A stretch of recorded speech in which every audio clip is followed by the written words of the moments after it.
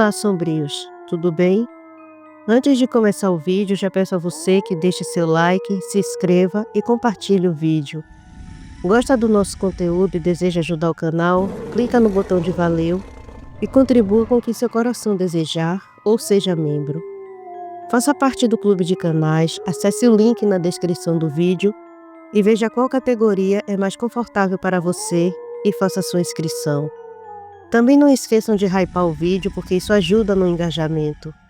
Eu estarei deixando o Pix na descrição do vídeo caso queira nos ajudar dessa forma. Desde já eu agradeço. Naquela noite a fazenda Matias se preparava para mais uma lua cheia, mas o clima estava longe de ser de calmaria. O sol já se punha por trás dos morros, tingindo o céu de laranja e vermelho, enquanto o calor do dia ainda pairava no ar feito um mormaço espesso. A poeira da estrada subia com os cascos dos cavalos, e o cheiro do curral e terra batida tomava conta da estrada da fazenda. Julião voltava da lida com o semblante carregado, os ombros tensos e o rosto franzido.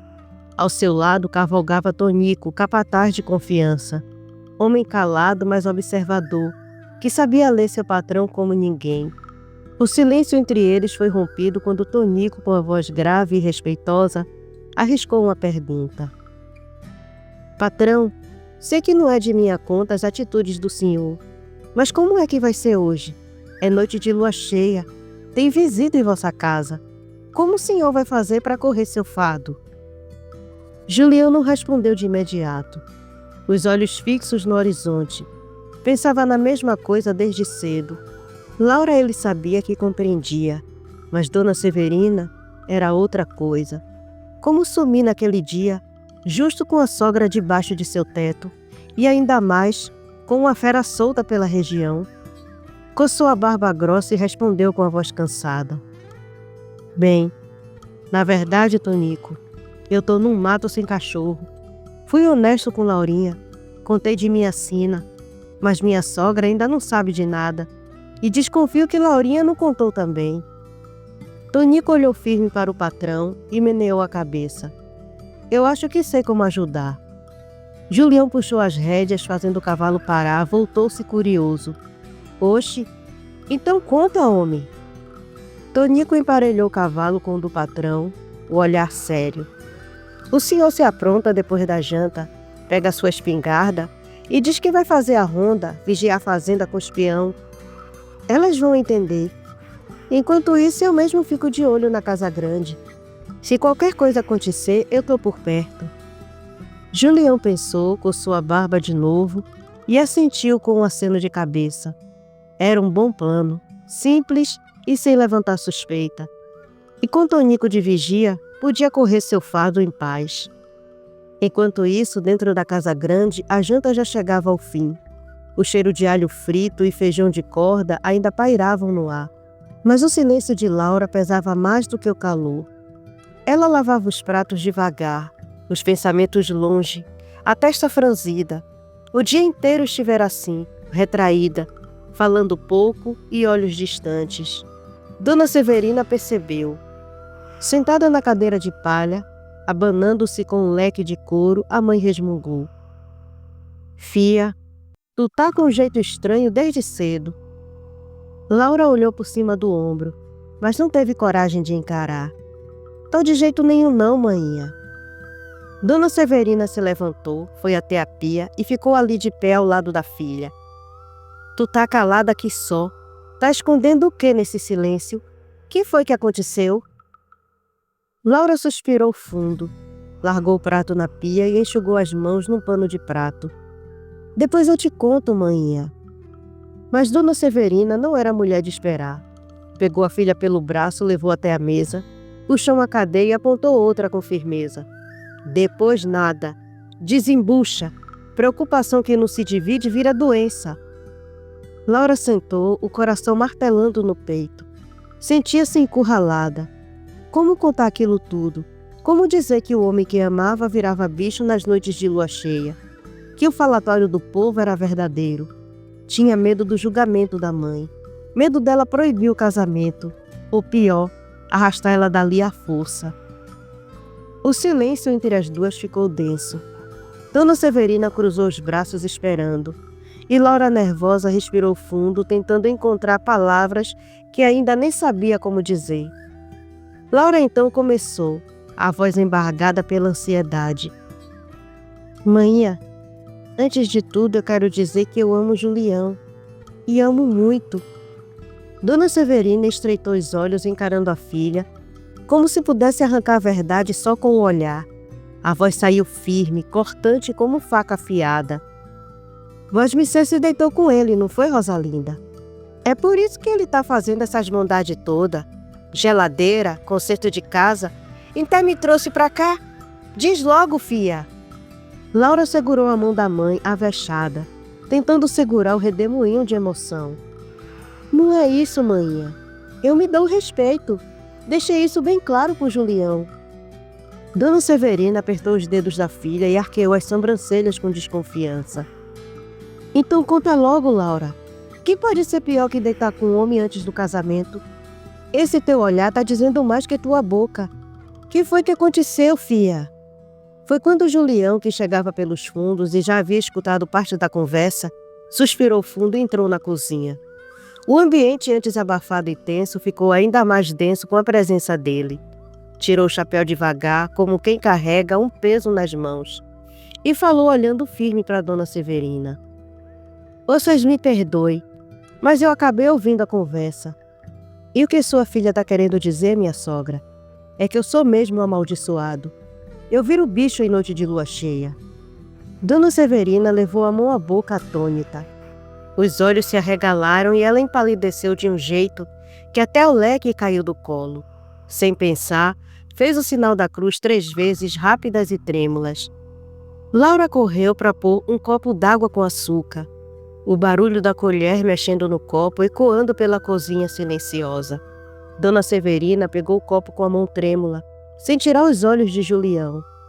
Quando finalmente conseguiu falar, sua voz era fina e tomada de incredulidade. Não me diga um negócio desse não, fio. Vosmecê catou nós pra cá, sabendo dessa sina maldita. Quer fazer nós de suas vítimas? Julião deu 2 passos para frente, firme mas respeitoso, os olhos carregados de culpa e sinceridade. Eu jamais faria mal para vocês, minha sogra. Eu trouxe vocês para cá porque amo a Laurinha e porque queria proteger vocês e ajeitar vossa casa. Tem uma fera solta por aí e eu corro meu fado todo mês, mas nunca... Laura segurou o braço de Julião num gesto delicado e completou. Ele nunca machucou ninguém, manhã. O próprio delegado disse isso. O silêncio se espalhou pela cozinha como uma neblina pesada. Lá fora a noite já havia caído de vez. E a lua cheia começava a despontar por trás das árvores, lançando reflexos prateados no terreiro. O ar parecia mais denso, mais quente, como se o próprio tempo esperasse a resposta de Dona Severina. Ela olhou para a filha, depois para Julião. O copo tremia em sua mão e por fim murmurou. Se o que vocês dizem é verdade, então que Deus tenha piedade dessa casa, porque essa noite vai ser longa. Enquanto isso, do lado de fora da Associação dos Moradores, a noite em Serra Dourada já estava pesada. O céu era um breu estrelado, com a lua cheia brilhando redonda e imponente no alto, feito um olho branco vigiando tudo. O delegado Alcântara olhou para o alto, respirou fundo e apertou os olhos como quem sente o peso do mundo nas costas. Sabia que dali a algumas horas teria uma nova diligência, mas essa era diferente. Era pessoal.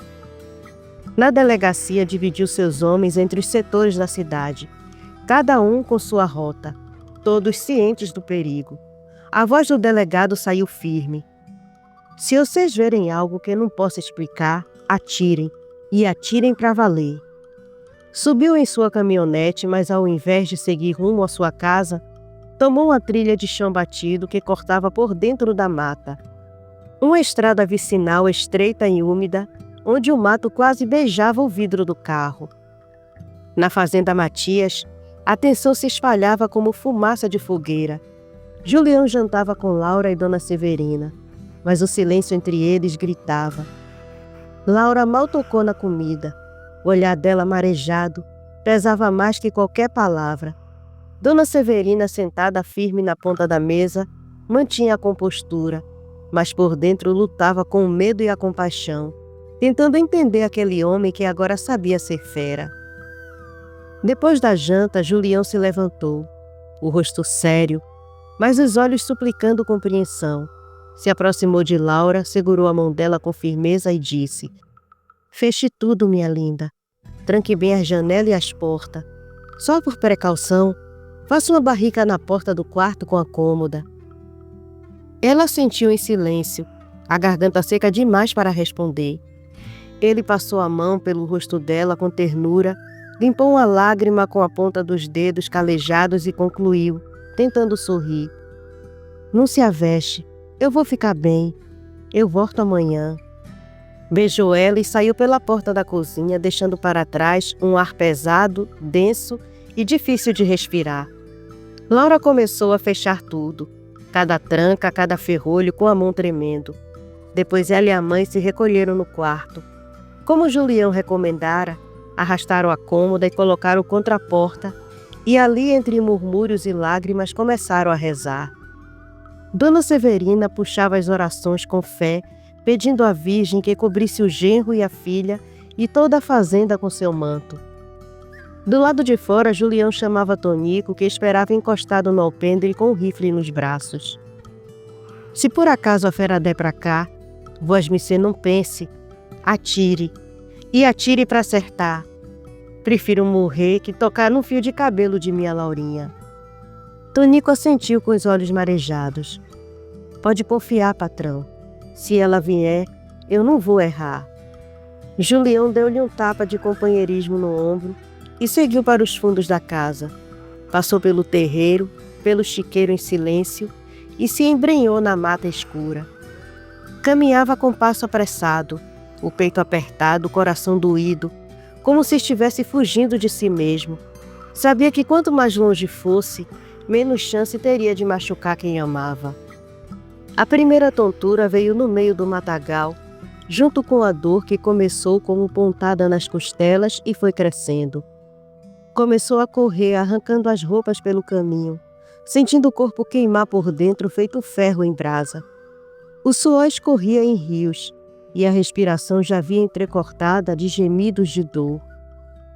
Tropeçou, caiu, levantou e caiu de novo. O corpo já começava a se retorcer, os ossos estralando. O som seco da transformação se misturando aos grilos e a ventania miúda entre as folhas. Quando finalmente chegou numa clareira com uma encruzilhada de terra batida, deixou-se cair de vez. Ali sozinho, deitado sobre a terra fria, Julião se entregou à dor e à maldição. A pele rasgava por dentro, e os pelos brotavam com violência, e a fera rompia seu corpo com uma fúria ancestral. Era o preço do sangue, da sina e da maldição. E a lua cheia, como testemunha cruel, brilhava lá no alto, iluminando sua transformação em silêncio. A noite na mata era espessa e abafada. As folhas sussurravam com o vento miúdo e os galhos altos pareciam cochichar segredos antigos à lua cheia que reinava soberana no céu escuro. Quando a fera se ergueu do chão, a luz da lua refletiu em sua pelagem negra como carvão, brilhando úmida de suor e sangue. Seus olhos de um âmbar selvagem e pulsante cintilavam no breu da clareira.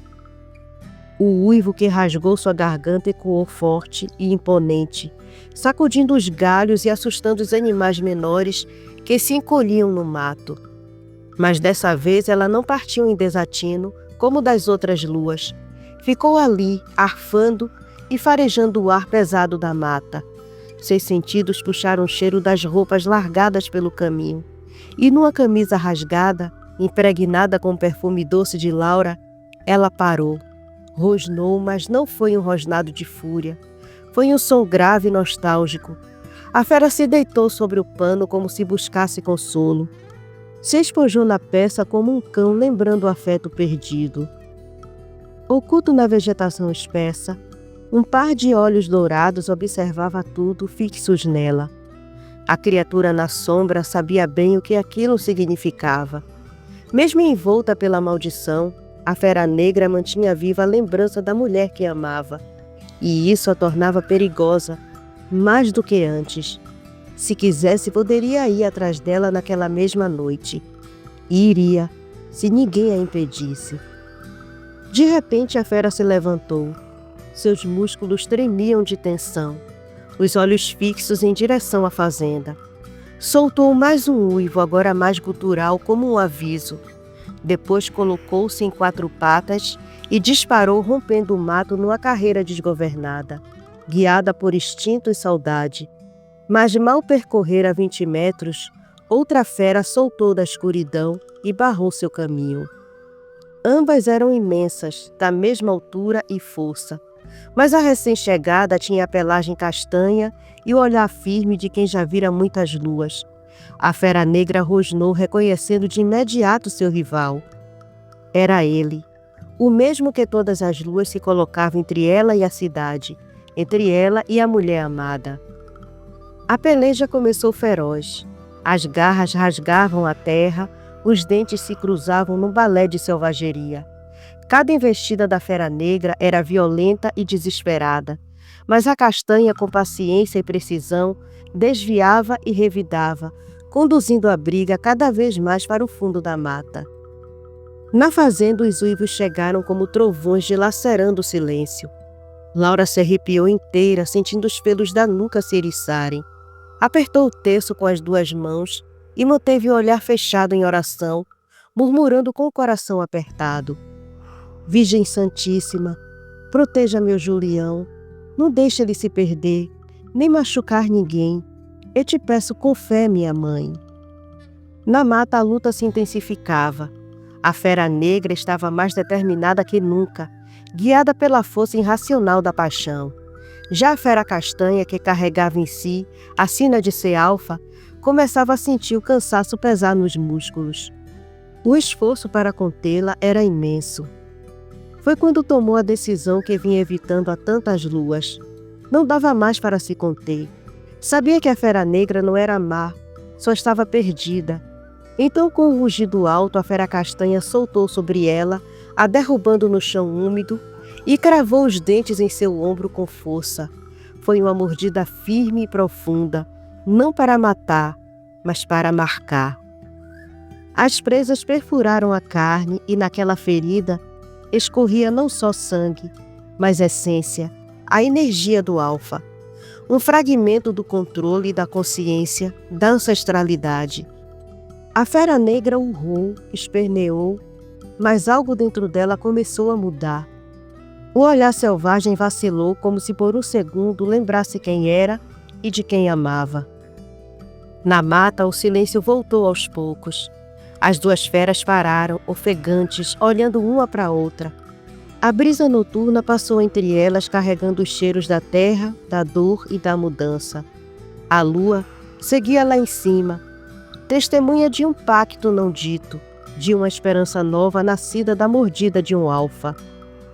Assim, naquela encruzilhada do destino, 2 feras continuaram a lutar, mas agora uma delas talvez começasse, enfim, a se lembrar que também era homem. A noite seguia pesada na mata fechada.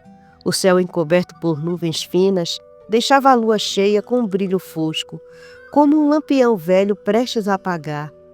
O ar era úmido, carregado de cheiro de terra molhada e sangue, e os galhos das árvores retorcidos projetavam sombras assustadoras sobre o chão.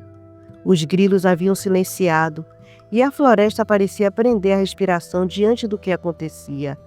A fera negra, arfando, continuava a luta, mas algo estava errado. Seus movimentos estavam mais agressivos e descontrolados. Atacava a fera castanha com mais ferocidade, sem precisão, guiada pela confusão e pela dor. A fera castanha se esquivava, tentando evitar feri-la demais, pois sabia que aquela não era uma batalha de ódio, mas de redenção.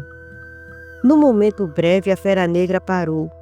Ficou de 4 patas, ofegante, os olhos âmbar tremeluzindo como uma vela sob o vento. Deu alguns passos vacilantes para trás, como se estivesse perdida dentro do próprio corpo. A castanha permaneceu firme, observando. O rosnado da fera negra enfraqueceu, e de repente ela tombou de lado. Seu corpo tremia descontroladamente.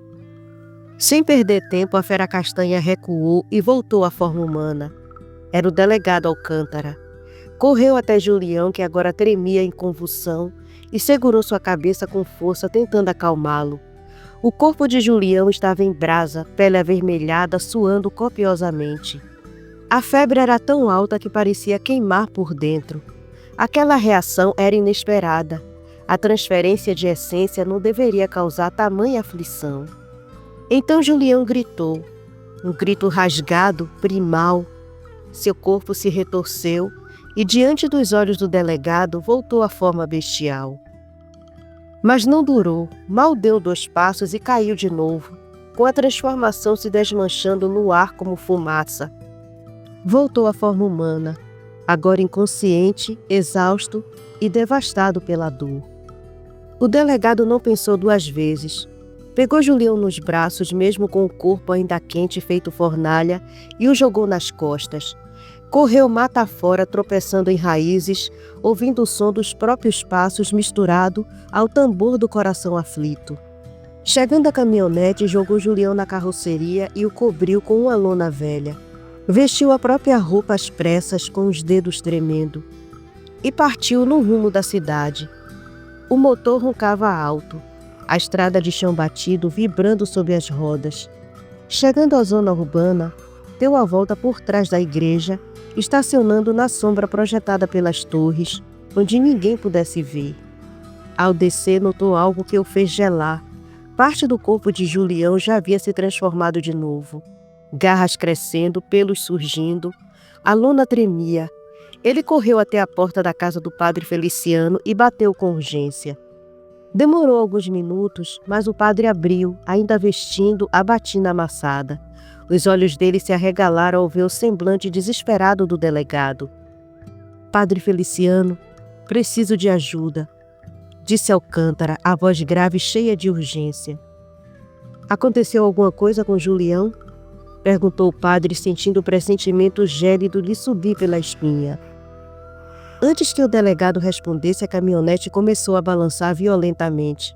Os 2 correram até ele. O padre arregalou os olhos ao ver Julião voltando à forma humana, ali mesmo, soltando um gemido profundo de partir a alma. Você mordeu ele, não foi? Perguntou o padre, a voz baixa, mas carregada de temor e reprovação. O delegado não respondeu, apenas baixou os olhos, o silêncio dizendo mais do que qualquer palavra. O padre suspirou, os olhos refletindo a luz mortiça do lampião de querosene que pendia sobre a porta. A noite em Serra Dourada seguia abafada, envolta por um silêncio pesado, só rompido pelo grilo insistente e, ao longe, o latido espaçado de algum cão inquieto. Traga ele para dentro. É perigoso ele ficar aqui fora, disse o padre, já abrindo mais a porta e espiando para os lados com receio. Alcântara ajeitou Julião nas costas, sentindo o corpo do fazendeiro ainda quente como brasa viva, e entrou com dificuldade. O padre fechou a porta com pressa, o trinco tilintando alto demais para o gosto dos 2. Com passos rápidos, conduziu o delegado até uma porta lateral que descia por uma escada estreita e empoeirada. A madeira rangia sob os pés, e o cheiro de terra úmida misturado a incenso antigo dominava o lugar. No subsolo, uma luz fraca de lamparina iluminava o espaço. Um quarto simples de pedra bruta, com grades reforçadas de ferro, separando uma cela pequena, onde uma cama de cimento coberta por cobertores grossos aguardava. Era ali que, nas noites de quaresma, escondiam Julião, para evitar que a fera fizesse mal a alguém. Com cuidado, Alcântara deitou Julião na cama. O padre aproximou-se e arregalou os olhos ao ver a mordida profunda no ombro do fazendeiro. A marca era larga, rasgada, pegando todo o ombro e subindo até o pescoço. A carne estava avermelhada, inchada e começava a roxear, pulsando como se tivesse vida própria. O padre franziu o senho e olhou sério para Alcântara. Pensei que Vosmecê ia pensar melhor no assunto. O que foi que lhe fez mudar de ideia? Alcântara respirou fundo, limpando o suor da testa com a manga da camisa. Ele estava irredutível, padre. Queria voltar para a fazenda por causa de Laurinha. Eu estava exausto de lutar contra a teimosia dele. Achei que, sei lá, que podia ajudar ele a controlar. Mas essa reação, isso não é normal. Antes que o padre pudesse responder, Julião arqueou o corpo de repente, soltando um grito gutural, doído, que ecoou pelo porão, como um lamento de alma penada. Seus músculos começaram a se contrair descontroladamente, os ossos estalando alto, e os dois homens recuaram com pressa. "Para fora, padre!" gritou Alcântara, puxando o velho pelo braço.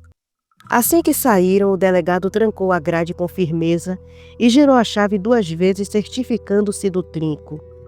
Diante deles, Julião se contorcia com uma dor visceral. A pele rasgava e os pelos negros brotavam como cipó, seus olhos âmbar rebrilhando como um fogo selvagem. Em poucos segundos, um lobisomem imenso, com mais de 2 metros, de pelos negros como a noite e olhos incandescentes, se erguia dentro da cela. O padre, com a mão trêmula sobre o peito, murmurou uma prece baixa, enquanto Alcântara, com os olhos fixos na criatura, só pensava se havia cometido um erro grande demais para ser desfeito.